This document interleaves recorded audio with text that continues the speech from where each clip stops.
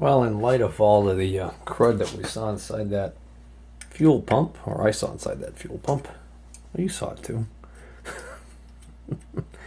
I think we should take a peek under this cover here and see what lies beneath. Oh, there's a little washer on there.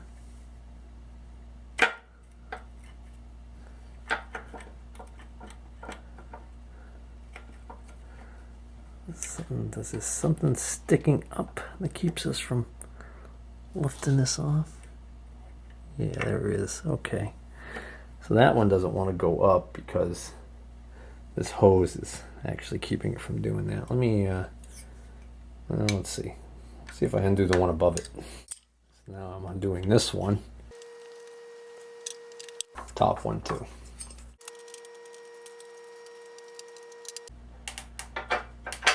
Man, those lines are creaking and cracking real badly. Alright. I don't think that's gonna even, these are even gonna come out without taking the hoses off first. Actually, I stand corrected. You know what's holding it in? The starter. I think I'll pull the starter off again. You're probably thinking, Steve, you just went through all the trouble of getting the starter back on, but I can see that that's the key here. By taking this starter out, I have a lot more access, and it's going to allow me to take these three covers with the hoses out as an assembly. Oops. Alright, this was a washer that fell out of the top of this. Alright, well, if I took the bracket, if I kept this bracket all the way off, there'd be no problem. Alright, so this washer that's on the top right here is almost some kind of like a cork material. And there's one stuck in the top of this cover, and there's one stuck in the top of this cover. Now listen to these hoses.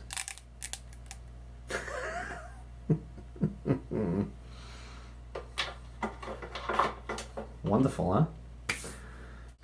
Now the reason why I did this way is just because I'll have a nice little template for when I have to make up all new hoses for this thing, as far as the length, the location, orientation, the whole 9 yards. That actually doesn't look too bad in there. It's funny, the top one looks like it might have some crud in it, but the other two don't look as bad. I'll zoom right back in, get a look at the anatomy of the beast. We got some kind of a screen here. Looks to be stainless steel. Otherwise, I could not explain why this is so clean. It's definitely a screen. Holding it up to the light tells me it's a screen. Very fine mesh screen. So it looks like the fuel dumps in around the outside of this screen and then has to pass through the screen and then I guess go into this hole right here, this little hole. Alright. There is some definite crud sitting in here. So I guess the next thing to do would be to maybe take these two screws out right here and open this up, which I think will open up the bowl. But it's starting to become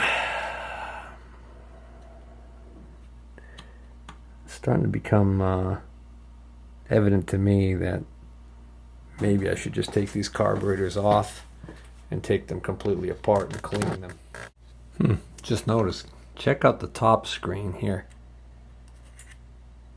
It's badly crushed.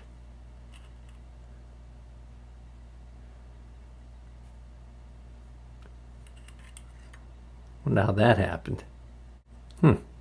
So I initially had a concern about these shafts that interconnect, this linkage that interconnects these three throttle plates. So essentially what happens is the this lever comes over and pushes on this lever, and that's what actuates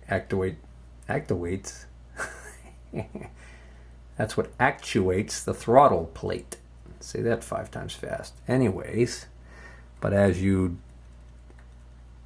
turn this throttle shaft, plate shaft, the butterfly, there's a shaft that comes out the bottom of the carburetor, and it goes to a linkage that goes down to the next one. And there's an adjustment right here by the looks of it. It looks like it'll allow you to independently adjust how much this one is opening compared to this one, which I am not really thinking I want to mess with. But I shined a light up underneath here, and it almost looks to me like the top of this plastic shaft that comes up here is basically a socket that the top of this carburetor shaft just goes down into. So I think I can remove this top carburetor, pull it forward and up, and it'll actually disengage and come completely out away from this and leave this shaft behind without me touching this linkage adjustment, or however this is screwed onto there. But it looks like I want to get these, looks like I want to get this choke mechanism and these choke butterflies out of the way. So for starters, I want to get this cover right here off. This screw on the bottom right here is spring loaded. It almost makes me think it's supposed to be like a push and turn thing to release this. Yeah, maybe not. I don't understand. Why would that be? What's the purpose of having this spring loaded? I'm turning it right now. I know I could just unscrew it, but what the hell's the purpose of this spring? I thought it might be like a push and turn deal to unseat it. Seem to do anything though. Shine a light up from below, I guess. Well, I just looked with a light and even a magnifying glass, and all that's behind there is a self-locking nut. There's nothing that's going to allow this to release from here. I have to take this screw out to get this off. And what I don't get is what the purpose of having this the way it is. I guess it keeps light spring tension on the bottom edge of this grill. If I hold it as if like if it was just a nut and screw and it was holding on here tight like this,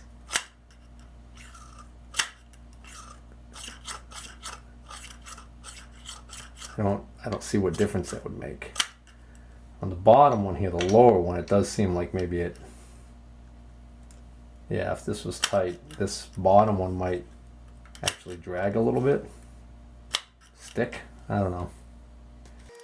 The question is, when I unscrew this, when I go put this back together, how will I know when I've screwed it on far enough? What is with this screw? There's some kind of gunk in the head of it? I guess so. I've got to take these covers off because I've got to take these covers off to get to these butterflies, so I can unbolt them, because I can't take this shaft out. Yeah, top one's the same way. I've got to get this nut right. Oh, now that's weird.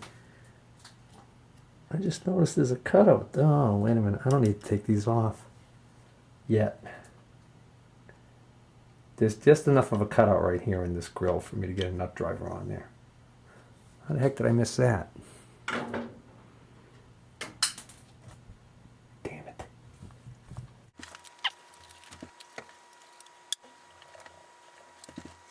Nope, see, those aren't going to come off without these grills coming off. Well, alright. Looks like I'm going to have to take these covers off if I want to get these carbs off.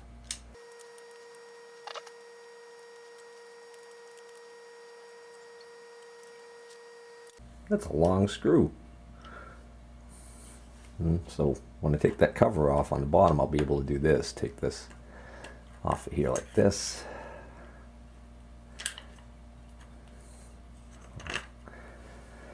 Alright. And these covers look identical, so it doesn't look like I have to worry about marking them. Alright, and what's that leave me with? Okay. That just sticks in there. Doesn't really get held in by anything. That's part of the electric choke.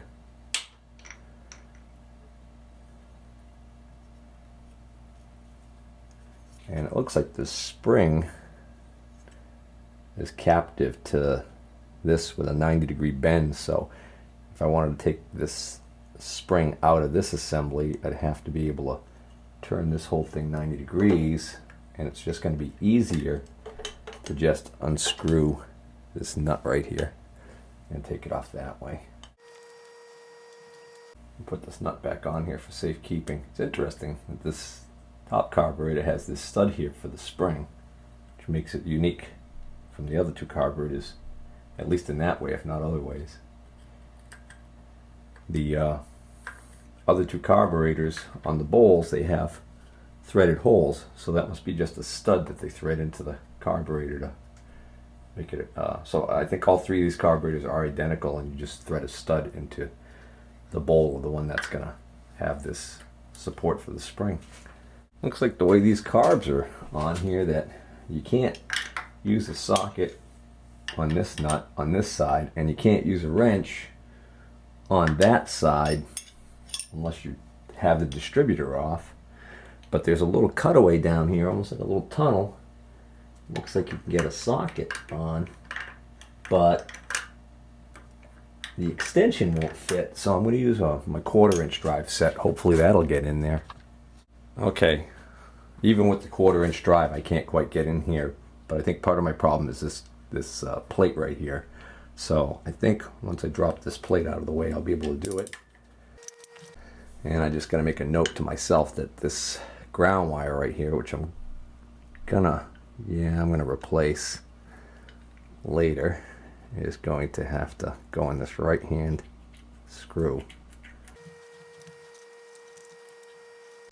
Keep the screws in there for safekeeping, and you know what, kind of think of it, I'll even just keep this cable on this screw. I'll just have to remember when I go to put it back together, it goes in the front, not behind it, but that seems pretty self-evident. Now, hopefully, yeah, if I turn the distributor, it actually moves this protrusion on the distributor kind of clear of where that darn thing is. So now you can see that nut down in there. Tight enough that I'm not going to be able to use my quick driver. I got to get an extension and my ratchet. Oh, well, I just loosened it, but I forgot to turn the camera on. Keep doing that. All right. When this camera goes to sleep and I turn it back on by pressing the record button, it doesn't go into record, so I have to press it again. I keep forgetting about that extra step. All right. Doesn't look like there's a nut on these screws, so I don't think I have to worry about a nut falling off when I pull this carburetor free. Alright, so now I need a 7/16 inch wrench for this side. And again, this linkage doesn't physically connect to anything, it's only pushed by this protrusion on the distributor, which if I rotate the distributor back, you can see this kind of sits there. And then I believe there's a socket on the top of this linkage that this carburetor just kind of plugs into. I think if I pull the carburetor forward off the studs, then I can pull up and get it to, gotta rotate the distributor. I think if I just pull up, but before I do that, I'm going to sneak a peek to see if there's any kind of positive keyway. It sure is. It's a slotted shaft, and there's a blade, a metal blade down in that plastic that's going to engage into. So pretty straightforward. Butterflies, spring-loaded, closed. So when these are in the closed position, I'm just going to make sure that slips down on there like that. And just like that, carburetor 1 is off. And bring it over to the bench. But before I do that, let's get a close-up look at what's in here. Oh, that looks nice and clean. That's good. Alright, so looking at these few parts of the fuel system here, obviously we already talked about the hoses are going to have to be replaced. And we'll have to come up with some fittings to make up for the fact that these fittings were crimped on. These hoses were crimped onto these fittings. Actually, that one's not. But, as far as the fuel pump goes, it's really basic. It basically consists of a gasket, the diaphragm, and another gasket. And then if I remove these 2 screws, you can remove these 2 check valves, and I think underneath each check valve there's some sort of a washer or a seal. I based that on the fact that I already picked up a diaphragm kit for the fuel pumps, and I was going to buy 2, one for each fuel pump, and as luck would have it, it turns out what's actually in here is enough diaphragms to do 2 pumps, enough gaskets to do 2 pumps. And then there is, oh, I'm sorry, I'm stand corrected, there's only 2 of these. So one of these 2 must have one of these underneath it, and the other one doesn't. That's kind of, oh no, the other 2 didn't come out of the bag. So there is one of these little gaskets underneath each one of those. I'm not going to bother taking that out right now and rebuilding these pumps right now until I'm ready to put them back in. Basically, you know, this is so simple. I'm going to take this out, we're going to clean this all up, I'm going to put in those 2 new washers, put this back in, and I'm going to clean off all this gasket material and clean the bodies. I did want to just show you real quick. This is, if you remember when I showed in the other video, this is how pliable the diaphragm is supposed to be. Okay. This is the condition my diaphragms are in now. Which is, this is hard. It's almost like plastic. As opposed to nice